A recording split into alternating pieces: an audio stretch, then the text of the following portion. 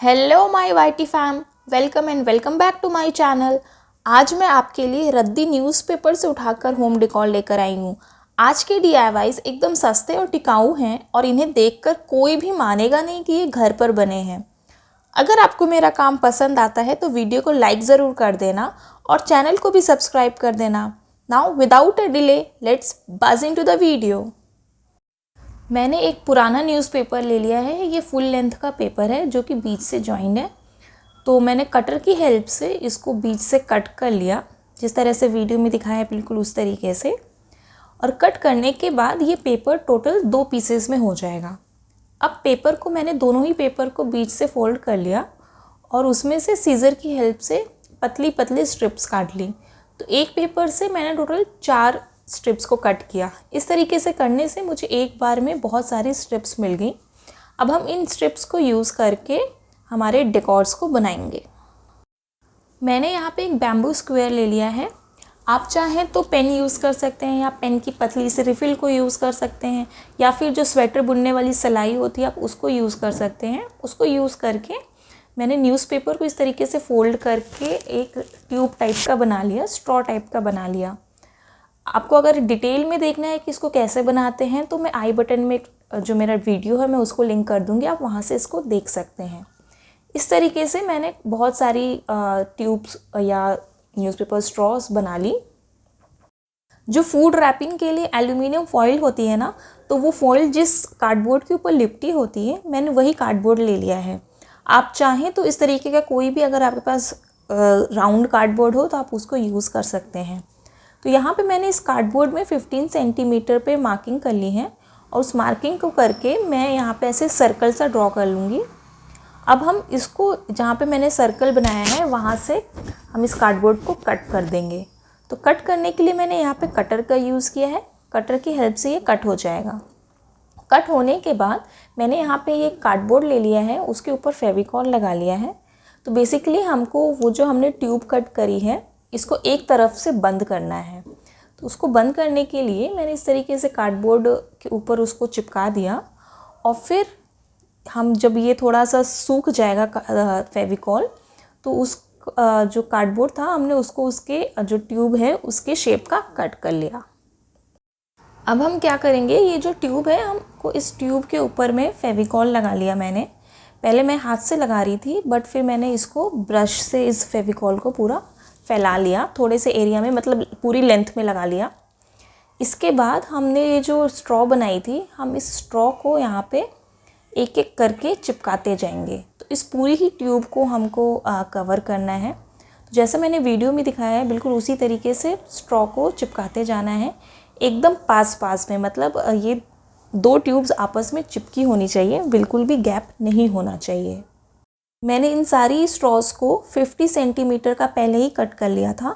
ऐसा मैंने इसलिए किया था क्योंकि चिपकाने के बाद में फिर मुझे कटिंग ना करनी पड़े। आपके घर में जितनी स्पेस हो आप उस हिसाब से इन स्ट्रॉस की डायमेंशंस को रख सकते हैं। और इस एक कार्डबोर्ड को कवर करने में मुझे टोटल 27 स्ट्रॉस लग गई थी। पूरे ही कार्डबोर्ड को स्ट्रॉस से कवर करने के बाद में मैंने ये रबर बैंड लगा दिया है। 2 रबर बैंड लगा देंगे ताकि हमारा ये जो स्ट्रॉज हैं ये अच्छी तरीके से कार्डबोर्ड के ऊपर में चिपक जाएं। उसके बाद में ये इस तरीके से कुछ दिखाई देगा। अब मैंने यहाँ पे ये टेप का जो अंदर का पोर्शन होता है, कार्डबोर्ड होता है, वो ले लिया है। तो मेरा टेप ख़त्म हो गया था, तो इस पोर्शन के ऊपर में मैंने 1 सेंटीमीटर के गैप में भी मार्किंग्स कर ली हैं। अब ये जो हमने स्ट्रक्चर बनाया था उसकी जो एंड थी, दूसरी एंड थी जहाँ पे ये खुला हुआ था, ये सारी स्ट्रॉस खुली हुई थी, उनके बीच में मैंने ये जो टेप का सर्कल था उसको रख दिया। और ये एक एक ट्यूब को जहाँ जहाँ पे भी मैंने मार्किंग करी थी, मतलब 1 सेंटीमीटर के गैप में हम एक एक ट्यूब्स को चिपकाते जाएंगे। चिपकाने के बाद ये सब कुछ इस तरीके से दिखाई देगा। इसके बाद मैंने एक ट्यूब ले ली और जहाँ पे भी ये जॉइंट्स थे, ये टेप के जो सर्कल था उसके ऊपर जो हमने ट्यूब्स चिपकाई थी, तो वो जॉइंट थोड़ी फिनिश कम दिखाई दे रही थी। तो इसलिए मैंने इस एक ट्यूब से पूरे ही जो सरकमफ्रेंस था सर्कल के कार्डबोर्ड का, उसके चारों तरफ में ग्लू गन की हेल्प से ये ट्यूब को चिपका दिया। और जो एक्सेस ट्यूब था उसको हम कट कर देंगे सीज़र की हेल्प से। सेम प्रोसेस को करके मैंने दूसरी ट्यूब को भी पहली वाली ट्यूब के नीचे में चिपका दिया, जैसा वीडियो में दिखाया है। ये बहुत ही आसान है, ज़्यादा चिपकने में टाइम नहीं लेगा, इसलिए मैंने ग्लू गन का यूज़ किया। अगर फेविकॉल यूज़ करते तो इसको थोड़ा टाइम लगता चिपकने में। आप चाहें तो फेविकॉल से भी चिपका सकते हैं, बस हाँ आपको उसमें थोड़ा सा होल्ड करके रखना पड़ेगा, तब जाके वो अच्छे से चिपक पाएगा। और ऊपर में ट्यूब लगाने के बाद मैंने ये जहाँ पे हमने रबर लगाई थी, रबर बैंड लगाया था, वहाँ पे भी 2 न्यूज़पेपर के ट्यूब्स को चिपका दिया, ताकि पूरा हमको ये देखने में पूरा अच्छा एक यूनिफॉर्म सा स्ट्रक्चर दिखाई दे। और बस इसके बाद में कुछ नहीं था, इस पूरे स्ट्रक्चर को मैंने गोल्डन स्प्रे पेंट से पेंट कर दिया। अब मेरे पास ये एक बॉटल का डब्बा था जो बहुत दिनों से रखा हुआ था और मेरे को समझ नहीं आ रहा था मैं इसको कैसे यूज़ करूँ। तो मुझे ये इस पॉट को बनाने के लिए एकदम सही लगा।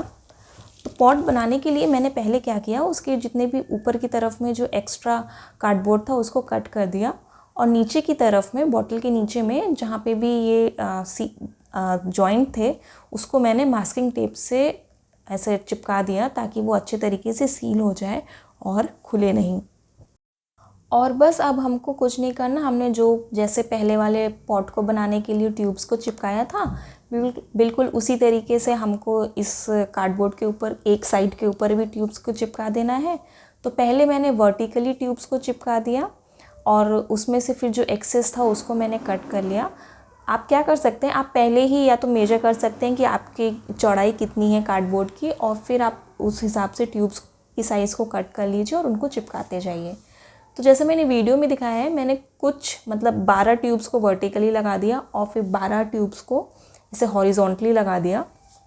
इस तरीके से लगाते हुए मैंने एक साइड को पूरा कवर कर दिया। तो आप देख सकते हैं मैंने एक साइड में पूरा ऐसे लंबी लंबी ट्यूब्स को लगा दिया और दूसरी तरफ में इसको ऐसे हॉरिजॉन्टली और वर्टिकली कर करके लगा दिया, और रबर बैंड से फिर उनको सिक्योर कर दिया ताकि ये ट्यूब्स अच्छी तरीके से चिपक सकें। और लास्ट में मैंने ये वाइट कलर से स्प्रे पेंट कर दिया इस पूरे ही पॉट को। और इस तरह से बहुत ही कम मेहनत में मैंने ये फ्लावर पॉट्स को रेडी कर लिया।